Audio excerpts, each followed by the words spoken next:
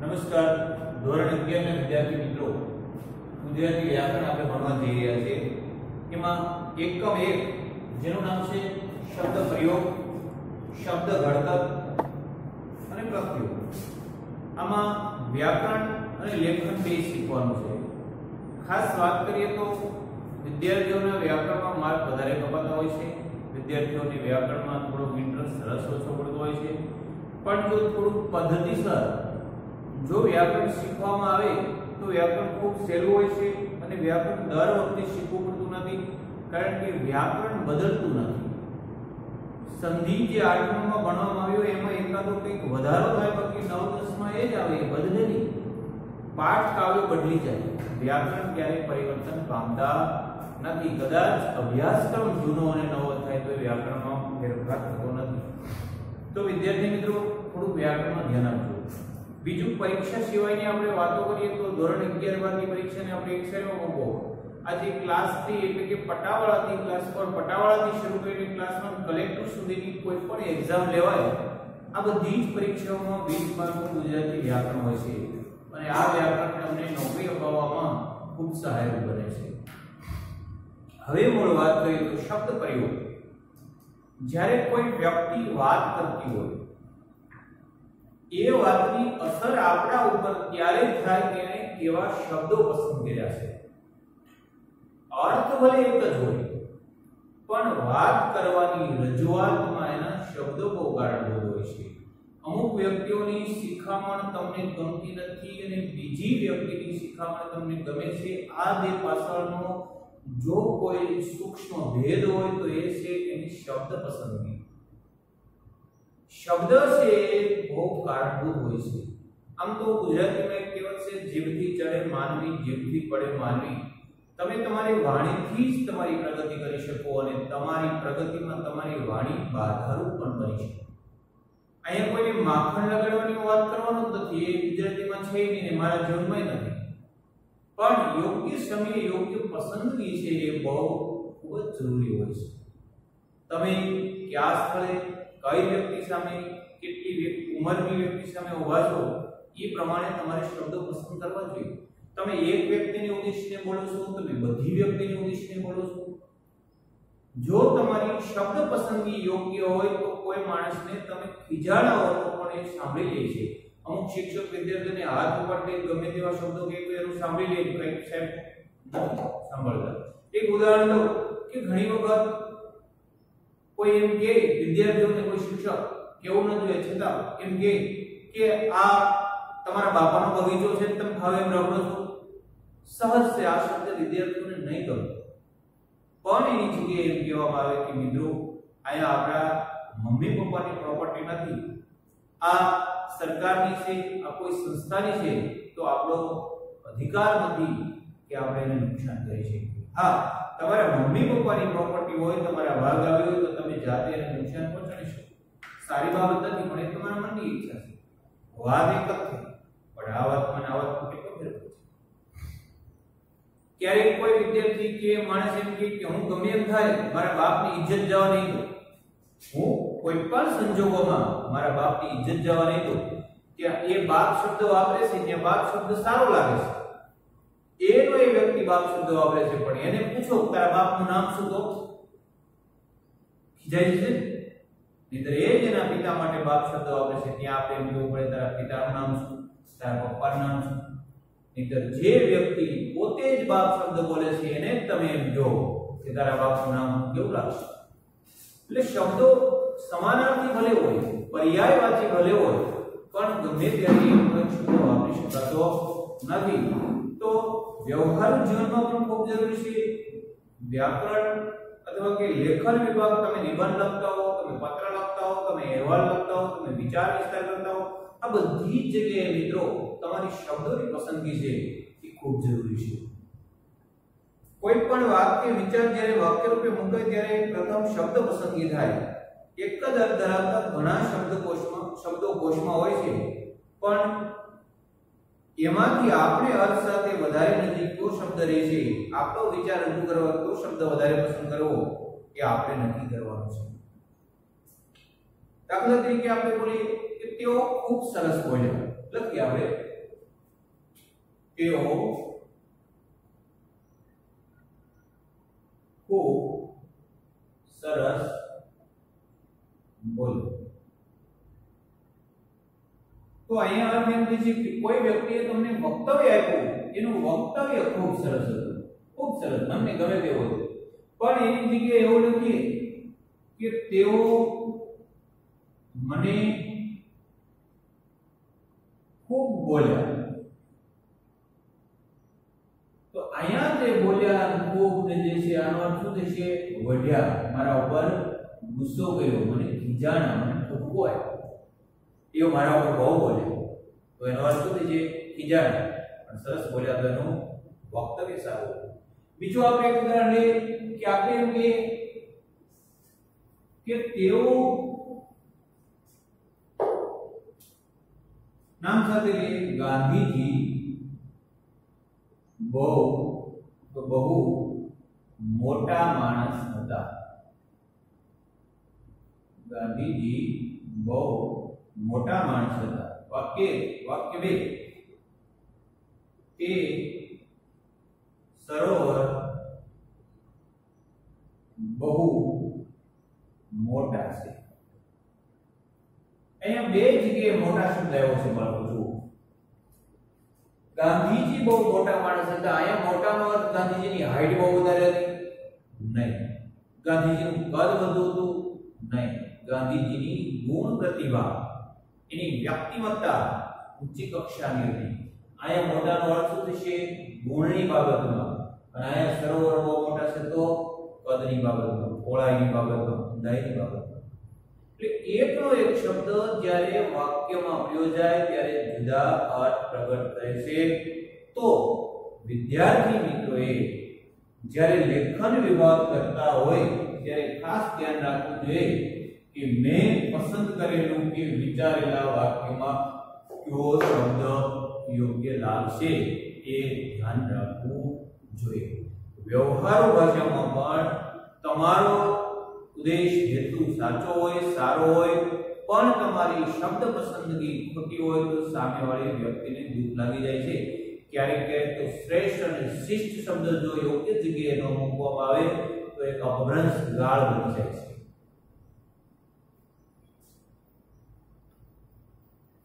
બીજો એક ઉદાહરણ લઈએ તો દુષ્કાળ પડ્યો. આપણે દુષ્કાળમાં જાવ તો આપણે ઘરનું ઉદાહરણ, આ કોરોનામાં શું કરવું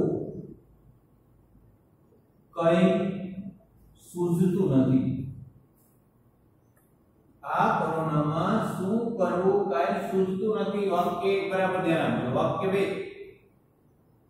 મને પુસ્તકમાં કઈ સૂઝતું નથી. આ બંને સૂઝતું જોવે. અહીંયા આ કોરોનામાં શું કરવું કઈ સૂઝતું નથી એટલે આમાં હું મૂંઝવણ અનુભવું છું, મને કોઈ ઉકેલ દેખાતો નથી, સમસ્યાનું નિરાકરણ દેખાતું નથી, હું નિર્ણય કરી શકતો નથી. અને અહીંયા સૂઝતુંનો અર્થ સ્પષ્ટ દેખાતું નથી. આમ એકનો એક શબ્દ વાક્યમાં વપરાય ત્યારે જુદા અર્થ પ્રગટ કરે છે. જો મિત્રો થોડું જો તો આપણો માનવ વ્યવહાર પણ આપણો ગુજરાતમાં એવો છે.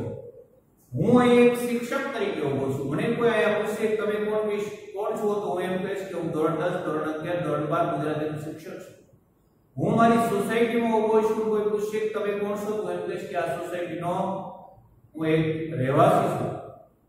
હું મારા ઘરે છું. કોઈ કહેશે કોણ તો એમ કહીશ હું મારા ઘરનો માલિક છું. તમે આ રીતે તમારી ઓળખાણ છે. તમને સ્કૂલમાં પૂછે કે ભાઈ બેન તું કોણ છો, તમે શું કહેશો? હું XYZ સ્કૂલની વિદ્યાર્થીની કે વિદ્યાર્થી છું. પણ તમારી ઘરે કોઈ પૂછે તમે એમ નહીં કહો હું આ સ્કૂલની વિદ્યાર્થી, તમે એમ કહેશો હું XY ની દીકરી છું કે દીકરો છું. માણસ જ્યાં ઉભો છે ત્યાં તેની ઓળખાણ બદલ્યા કરે છે. એમ જ શબ્દ પર જ્યાં બદલાય ત્યાંના અર્થો જુદા આવતા હોય છે. પોસ્ટ ઓફિસ વાર્તામાં આપેલું વાક્ય જો, શુક્રના તારાનું મીઠું તેજ બરફ પડે તેમ પૃથ્વી ઉપર ઠંડીના કટકા જેવું પડતું હતું. હવે મીઠું છે એ સ્વાદની પ્રક્રિયા છે, કોઈ ખાવાની વસ્તુ છે, પણ અહીંયા શુક્રના તારાનું મીઠું તેજ આકાશની ગરિમાને વધારે છે, પ્રતિભાને વધારે છે. આ ગુજરાતીમાં જ શક્ય છે, બીજે શક્ય બધું બીજી ભાષામાં નથી. અથવા અમૃતાકૃતિમાં તમે જુઓ, મેં થેલી ઉગાડીને જોયું તો અંદર પેલા 5 આરસના ઉકાર ટૂટિયા વાળીને પડ્યા હતા. હવે ટૂટિયા વાળીને પડવું એટલે એ સજીવને લાગે, કોઈ કૂતરું માણસ એમ કહેવાય ટૂટિયા વાળી સુઈ છે, પડ્યો છે, પણ અહીંયા નિર્જીવ ઉકા ટૂટિયા વાળીને પડ્યા છે. આ ઉકાની વેદના, અમૃતા પ્રત્યેનો લગાવ ઉકા ટૂટિયા દ્વારા દર્શાવી શકાય, અને ગુજરાતીમાં સજીવારોપણ અલંકાર કહેવાય. આ રીતે મિત્રો વાક્યમાં જ્યારે જ્યારે શબ્દ મૂકવામાં આવે ત્યારે ખાસ ધ્યાન રહે કે કયો શબ્દ વધારે અસરકારક લાગશે, કયો શબ્દ વધારે હૃદયસ્પર્શી લાગશે, એ વસ્તુ વિચારી અને શબ્દ મૂકવો જોઈએ.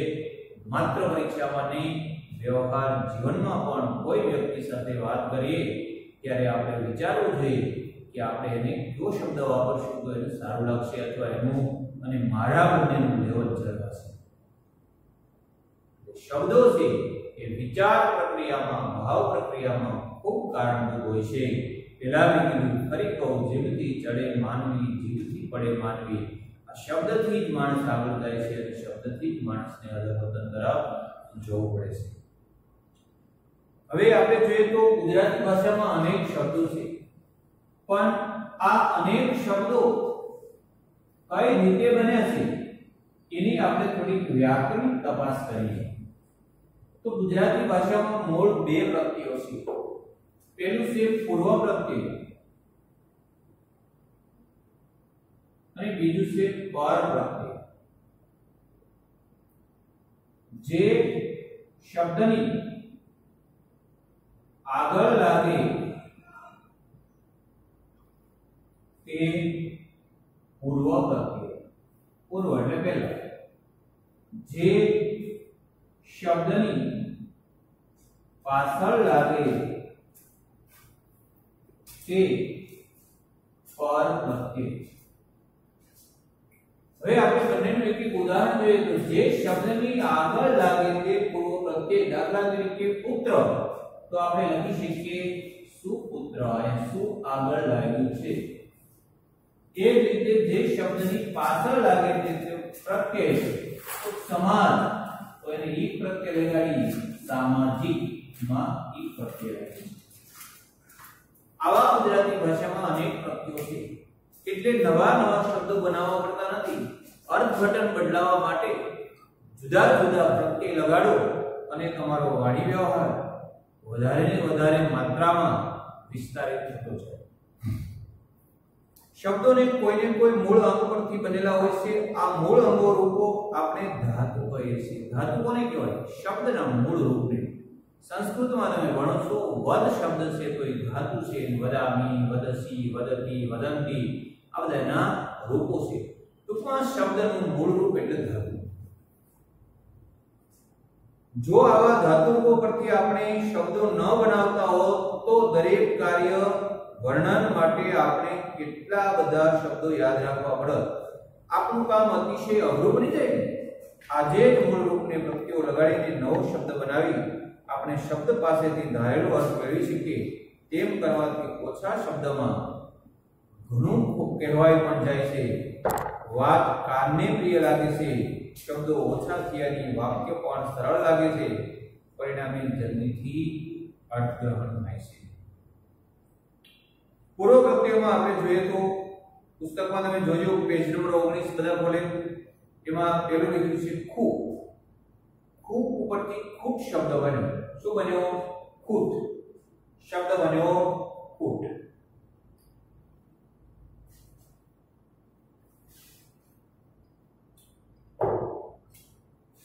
ખૂબ શબ્દ છે, બરાબર ધ્યાન આપજો. એને પૂર્વ અ લગાડો, શું બન્યું? અખૂટ. એ જ રીતે આગળ જોઈએ તો જોડ શબ્દ છે, એની આગળ સ લગાડો, સજોડ, ક લગાડો, કજોડ, બે લગાડો, બેજોડ, આમ શબ્દને પ્રત્યય લાગે અને એના નવા નવા અર્થ ગ્રહણ માટેના શબ્દો બનતા જાય છે. મૂળ રૂપની પાછળ જે પ્રત્યયો લગાવવામાં આવે તેને પર પ્રત્યયો કહે છે. સંસ્કૃત ભાષામાં ધાતુને લાગતા પર પ્રત્યયને કૃત પ્રત્યયો પણ કહે છે. સંસ્કૃત ભાષામાં જો પ્રશ્ન એકમાં પૂછે કૃત પ્રત્યયો કોને કહેવાય, તો સંસ્કૃત ભાષામાં ધાતુની પાછળ લાગતા પ્રત્યયને પર પ્રત્યય કહે છે અથવા એને કૃત પ્રત્યય કહે છે. સંજ્ઞા અને વિશેષણ વગેરેને લાગતા પ્રત્યયોને તદ્વિત પ્રત્યયો કહે છે. કૃત પ્રત્યય અને તદ્વિત પ્રત્યય બંનેનો ભેદ સમજી લીધો. ધાતુને જે પ્રત્યયો લાગે પાછળ એ કૃત પ્રત્યયો, સંજ્ઞા અને વિશેષણને લાગે તદ્વિત પ્રત્યયો. ઉદાહરણ તરીકે ધનને ઈક પ્રત્યય લગાડી તો ધનિક, કૃપાને આળુ પ્રત્યય લગાવી તો કૃપાળુ, ગુરુને ત્વ પ્રત્યય લગાડી તો ગુરુત્વ. આમ બંને પ્રકારના પ્રત્યયો લગાડવાથી રૂપમાં કેવા પરિવર્તનો આવે છે ઈ આવે છે અને તેથી શબ્દ કેવા કેવા ભાવ, ખ્યાલ, અર્થ વગેરે રજૂ કરે છે તેનો ખ્યાલ આપણે ઉદાહરણ સાથે જોઈએ. હવે તમારા પુસ્તકમાં અનેક પ્રત્યયો આવ્યા છે, એમાં થોડા આપણે જોતા જઈએ. તો પહેલો છે ઈ પ્રત્યય. હું એક એક ઉદાહરણ બોલીશ. બે છે હસ્વઈ અને દીર્ઘઈ. દાખલા તરીકે આપણે એક ઉદાહરણ લઈએ કે મૂળ શબ્દ શિકાર છે, શિકારી. અફીણ છે, અફીણી. નોકર છે તો નોકરી. પ્રેમ છે, પ્રેમી. બીજો પ્રત્યય છે ત અથવા તર. ત અથવા તર. આના ઉદાહરણો જોઈએ તો દાખલા તરીકે લડ શબ્દ છે તો એને ત લગાડતો લડત. ભર શબ્દ છે ભરત. બચ શબ્દ છે બચત. સરળ શબ્દ છે સજ્જન. રમ શબ્દ છે રમત. એ રીતે નળ શબ્દ આપણે હવે તરના ઉદાહરણ જોઈએ તો નળ, નડતર, પડ, પડતર, ભણ, ભણતર, ચણ, ચણતર, ગણ, ગણતર, વળ, વળતર. આ રીતે તર પ્રત્યયો લાગે છે. પેલું આપણે જોયું અસ્વઈ અને દીર્ઘઈ પ્રત્યય, બીજું ત અને તર પ્રત્યય. ત્રીજું જોઈએ તો એમાં છે આવ, આઈ, અનિય. આવ, આઈ, અનિય. આ ત્રણેય પ્રત્યયો કઈ રીતે લાગે છે અનેક ઉદાહરણો આપ્યા છે. આપણે થોડાક જોઈએ. દાખલા તરીકે ઉડ શબ્દ છે તો કે એ ભાઈ પૈસાનો ઉડાવ છે. ઉ પ્રત્યય ઉડાવ, સોરી આવ પ્રત્યય. એનો પડ તો કે પડાવ. ઉડ તો ઉડાવ. ઉગ તો ઉગાવ. હવે આ રીતે લઈએ તો ચડ તો ચડાય, સગ તો સગાય, પડ તો પડાય, ઠગ તો ઠગાય, ભલ તો ભલાય. હવે અનિય પ્રત્યય જોઈએ તો ઈશ તો ઈષ્ટનીય, માન તો માનનીય, વંદન તો વંદનીય. આ બધા ક્યાં લાગે છે અનિય. ચોથું જોઈએ અહીંયા લખીશું જેથી તમને દેખાવામાં સરળતા રહે. તા અને ત્વ પ્રત્યય. તા અને ત્વ પ્રત્યય. સંજ્ઞાઓ સાથે તા પ્રત્યય જોડવાથી જે સંજ્ઞા અર્થમાં વ્યાપી રહેલો ગુણ વિસ્તાર લઈ શકાય, શરીરમાં વ્યાપી જવું. એટલે દાખલા તરીકે એકાગ્રતો, એકાગ્રતા. તા પ્રત્યય. કટુ, કટુતા. દુષ્ટ, દુષ્ટતા. ધૃષ્ટ, ધૃષ્ટતા. રમ્ય, રમ્યતા. સુંદર, સુંદરતા. આ કયા પ્રત્યયો છે તા પ્રત્યયો. હવે આપણે ત જોઈએ. દાખલા તરીકે ગુણ તો ગુણત્વ.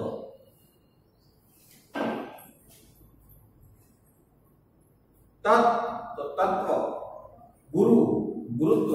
વૃદ્ધ, વૃદ્ધત્વ. છઠ્ઠું છે બીજા અન્ય પ્રત્યયો. પાંચમું બીજા અન્ય પ્રત્યયો. અહીંયા તો થોડા અભ્યાસ માટે નમૂના માટે આવ્યા છે, બાકી આવા પુષ્કળ પ્રત્યયો છે. અન્યમાં જોઈએ તો આશ, કડવું તો કડવાશ, આશ. કડવું તો કડવાશ. પછી પીળું તો પીળાશ, આ દેશ. પછી ઈક, સમાજ, સામાજિક. બૌદ્ધ, બૌદ્ધિક. માનસ, માનસિક. પુરાણ, પૌરાણિક. ઈ પ્રત્યય. એ જ રીતે એલ પ્રત્યય, ભણેલ, ભણ તો ભણેલ. ઈકા પ્રત્યય, ઈતા પ્રત્યય. ઈકા, ઈતા, રાષ્ટ્ર, રાષ્ટ્રીયતા.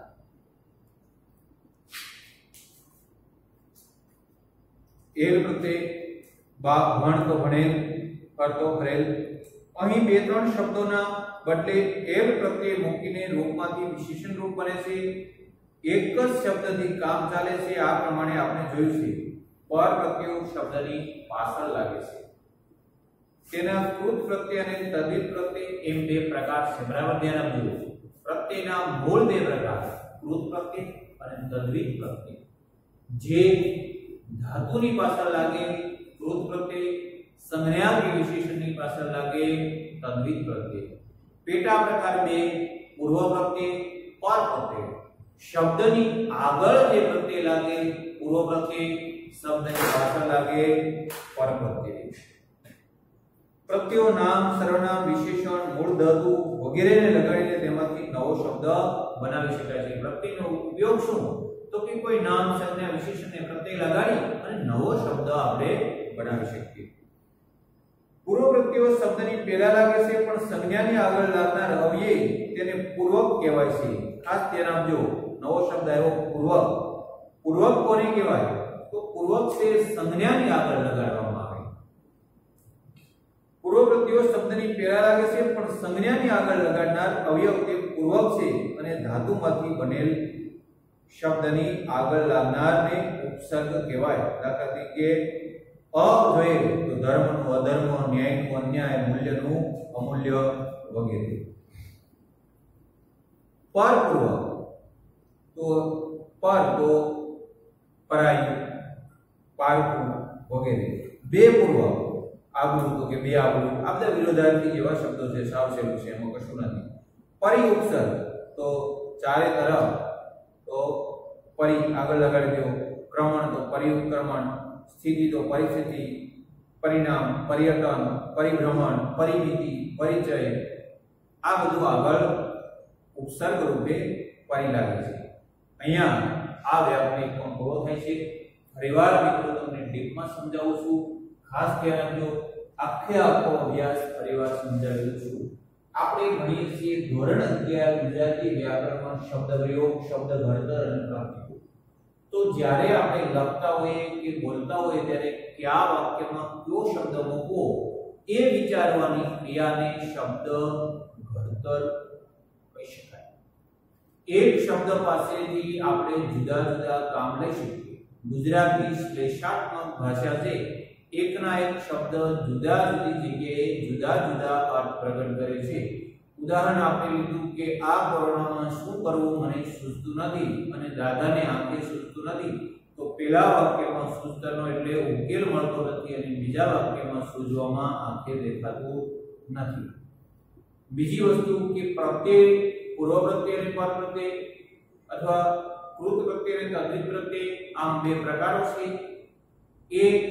એકના એક શબ્દ પાસેથી અનેક અર્થ લેવા માટે મૂળ શબ્દને આગળ કે પાછળ પ્રત્યય લગાડવામાં આવે તો એને પૂર્વ પ્રત્યય કે પર પ્રત્યય કહેવામાં આવે છે.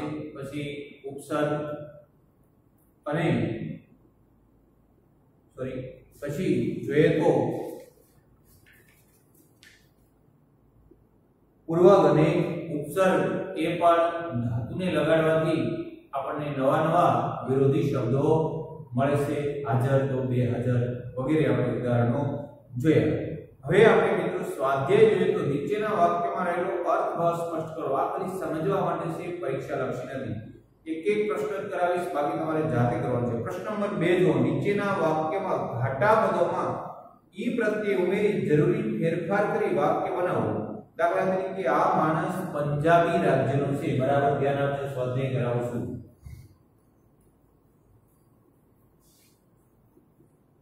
પ્રશ્ન છે ઘાટા શબ્દને ઈ પ્રત્યય લગાડીને વાક્ય પરિવર્તન કરો। પહેલું વાક્ય આ માણસ ગુજરાત રાજ્યનો છે, ત્યાં પંજાબ મને યાદ છે, હું બદલાવી આપું છું। આ માણસ ગુજરાત રાજ્યનો છે, એની જગ્યાએ તમે શું મૂકી શકો? આ માણસ ગુજરાતી છે, પછી તમારે રાજ્ય મૂકવાની જરૂર નથી। આ માણસ પંજાબ રાજ્યનો છે નહીં, આ માણસ પંજાબી છે। પ્રશ્ન નંબર 3 નું પેલું છે નીચે વાક્યમાં ઘાટા પદોના સ્થાને મૂળ રૂપને અણ આણ અણી, જે ઘાટો શબ્દ છે કાને અણ લગાડો, આણ લગાડો, અણી લગાડો, બાજુવાળાની અણી કાઢવાની નથી, અને અણુ પ્રત્યય લગાડી વાક્ય ફરીથી લખો। દાખલા તરીકે તે ગૂંથવાનું કામ સુંદર રીતે કરે છે, તેનું ગૂંથણ કામ સરસ છે। વાક્ય ટૂંકું થઈ ગયું, અર્થ સ્પષ્ટ થઈ ગયો। દાખલા તરીકે તે ચણવાનું કામ કરે છે, તો તાર પ્રત્યય લગાડો તો તેનું ચણતર સારું છે। પ્રશ્ન નંબર 4 નીચેના વાક્યમાં ઘાટા પદોમાં રહેલા પ્રત્યય દૂર કરી મૂળ રૂપને ત કે તાર પ્રત્યય લગાડો। તેનું ભણવાનું અને ગણવાનું બંને સારા ચાલે છે, તો ભણતર અને ગણતર સારા ચાલે છે। પાંચમો પ્રશ્ન નીચેના વાક્યમાં અધોરેખિત એટલે કે નીચેમાં આપ્યું છે ત્યાં લીટી કરી એમાં આવ આય અન્ય પ્રત્યય લગાડી દૂર કરી વાક્ય ફરીથી લખો। દાખલા તરીકે તે શહેરમાં રહે છે અને પૈસા ઉડાડે છે, તો કે તે શહેરમાં રહે છે અને પૈસા ઉડાવ છે। બીજું જોઈએ સૂતરનું કાપડ શરીરને બિલકુલ ઓછી ગરમી લાગે છે, તો આવ પ્રત્યય લગાડીએ, સુતરાવ કાપડ શરીરને ગરમી લગાડતું નથી। છઠ્ઠો પ્રશ્ન અધોરેખિત પદોમાં તા પ્રત્યય અથવા તો પ્રત્યય લગાડી વાક્ય ફરીથી લખો। વાતાવરણ સુંદર હતું અને પવિત્ર હતું, એમાં કેવું લખવાનું છે? તા અને ત, તો વાતાવરણમાં સુંદરતા હતી અને પવિત્રત્વ હતું। સાતમો પ્રશ્ન નીચેના રૂપોને અનુકૂળ યોગ્ય પ્રત્યયો દૂર કરી વિવિધ સંજ્ઞા વિશેષણ કે ક્રિયા રૂપો બનાવો। દાખલા તરીકે કડવું તો કડવાશ વગેરે। નીચેના શબ્દમાં યોગ્ય પૂર્વકો લગાડી શબ્દ ઘડતર કરો। છેલ્લા આપણે બે જોયા તે ખંડ દો, અખંડ, સત્ય દો, અસત્ય, આવડું દો, બે આવડું, સ્થિતિ દો, પરિસ્થિતિ વગેરે। પ્રશ્ન નંબર 1 બાદ કરતા 8 પ્રશ્ન લખવાના છે, ખૂબ સરળ છે। એકવાર ધ્યાનથી વાંચી લેજો, પછી વિડિયો જોજો, પછી ફરીવાર વાંચજો અને સ્વાધ્યાય લખજો। હું ગેરંટી સાથે કહું છું કે સ્વાધ્યાય તમને આવડશે। બસ વ્યાકરણ એકમ 1 અહીંયા પૂરું થાય છે। અસ્તુ આભાર।